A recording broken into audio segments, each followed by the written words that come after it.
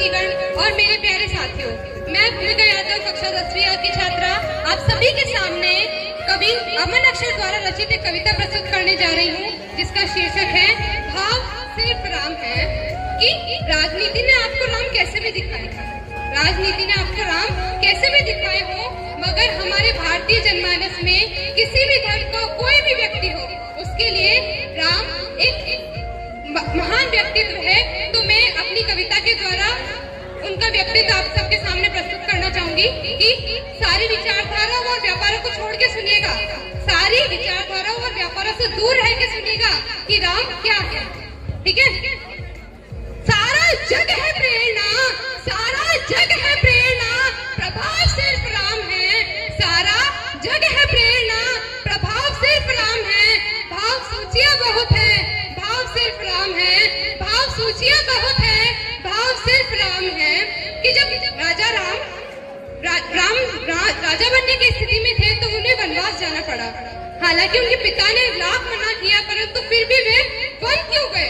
क्या जरूरत थी उन्हें वन जाने की? उन्हें वन जाने के लिए क्या क्या त्यागना पड़ा? तो सुनिए, कामनाएं त्याग पुण्य काम की तलाश में, कामनाएं त्याग पुण्य काम की तलाश में, राजपाट त्याग पितृ वचन के मान की तलाश में, राजपाट त्याग पितृ वचन के मान की तलाश में, तीर्थ खुद भटक रहे हैं, तीर्थ खुद भटक रहे हैं, तीर्थ खुद भटक रहे हैं दाम की तलाश में। कि ना तो दाम, कि ना तो दाम, ना ही किसी नाम की तलाश में श्री राम बन गए थे अपने राम की तलाश में। श्री राम बन गए थे अपने राम की तलाश में। कि आप में आपका क्या, आप में आपका चुनाव सिर्फ राम है। भाव सूचियां बहुत है, भाव सिर्फ राम है। भाव सूचियां बहुत है, भाव सिर्फ राम है। कहते हैं कि राम जी जैसा व्यक्तित्व होना चाहिए, पर इतिहास में राम जी जैसा कौन हुआ है?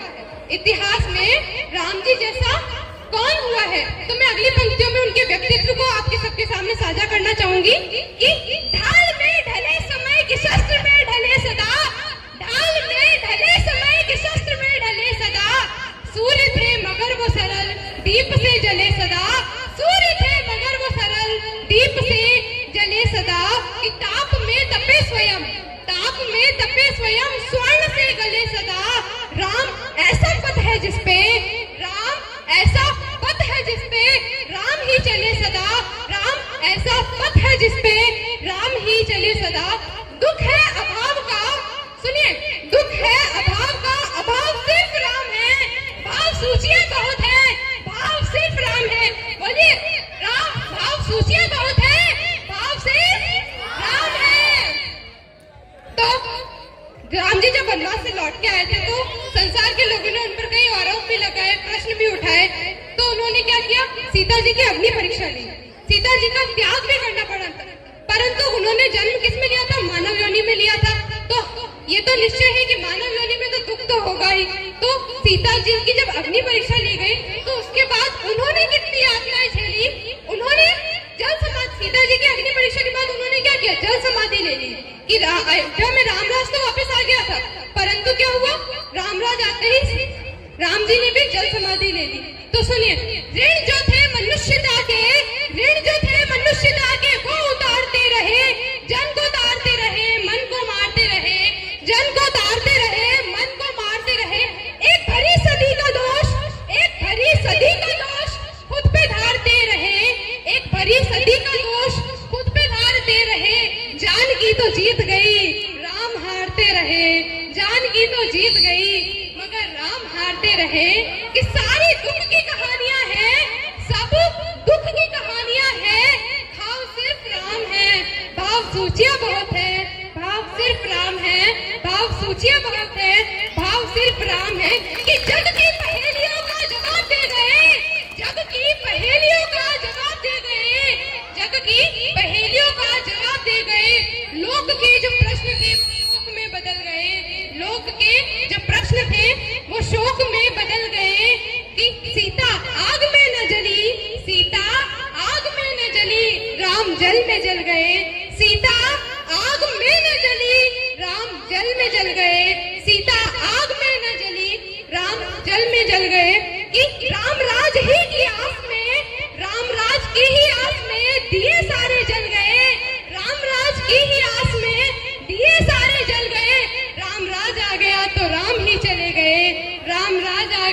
तो राम ही चले गए, कि राम राज आ गया तो राम ही चले गए।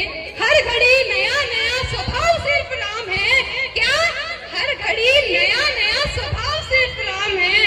भाव सूचियां बहुत है, भाव से राम है, भाव सूचियां बहुत है, भाव से राम है। सुनिए कि जब इतने सालों बाद अयोध्या में फिर से राम जी लौट कर आ चुके हैं, तो उनके अयोध्या में फिर से लौटने का क्या उद्देश्य है और उस समय उन्हीं का वन जाना क्यों जरूरी था, वो मैं बताना चाहूंगी कि नयन तकते थे जो रास्ता, नयन तकते थे जो रास्ता, वहाँ आना जरूरी था। नयन तकते थे जो रास्ता, वहाँ आना जरूरी था। कहीं लंबी प्रतीक्षा को खत्म करना जरूरी था, कहीं लंबी प्रतीक्षा को खत्म करना जरूरी था कि वहाँ रावण को अकेले हनुमान भी मार सकते थे, वहाँ रावण के लिए अकेले हनुमान ही काफी थे। मगर शबरी की कुटिया तो राम का जाना जरूरी था, मगर शबरी की कुटिया तो राम का जाना जरूरी था। शबरी के पैरों के हकदार सिर्फ राम है, शबरी के पैरों के हकदार सिर्फ राम है, शबरी जैसी आराधना के आधार सिर्फ राम है। भाव सूचियां बहुत है, भाव सिर्फ राम है, भाव सूचियां बहुत है, भाव सिर्फ राम है। क्या आप में आपका चुनाव सिर्फ राम है, आप में आपका चुनाव सिर्फ राम है, भाव सूचियां बहुत है, भाव सिर्फ राम है। लेकिन मैं अंतिम चरण में ले जाते हुए कविता को यही कहना चाहूंगी कि इतना सब होने के बाद भी आज भी ऐसे लोग हैं जो राम जी के होने का प्रमाण मांगते हैं। तो मैं कुछ पंक्तियों में उनसे कहूंगी कि भारत का कण कण साक्षी है, भारत का कण कण साक्षी है, जीवन का क्षण क्षण साक्षी है, जीवन का क्षण क्षण साक्षी है। तपस्थली जो ऋषि मुनियों की, तपस्थली जो ऋषि मुनियों की कुटियों का तृण तृण साक्षी है, कुटियों का तृण तृण साक्षी है। धरती और अनंत व्योम में, धरती और अनंत व्योम में राम बसे हैं रोम रोम में, राम बसे हैं रोम रोम में, राम बसे हैं रोम रोम में। कि चंद सरफिरों को समझाने, चंद सरफिरों को समझाने क्या हम अपने प्राण दें, क्या चंद सरफिरों को समझाने क्या हम अपने प्राण दें, चंद सरफिरों को समझाने क्या हम अपने प्राण दें। राम हुए हैं कितने और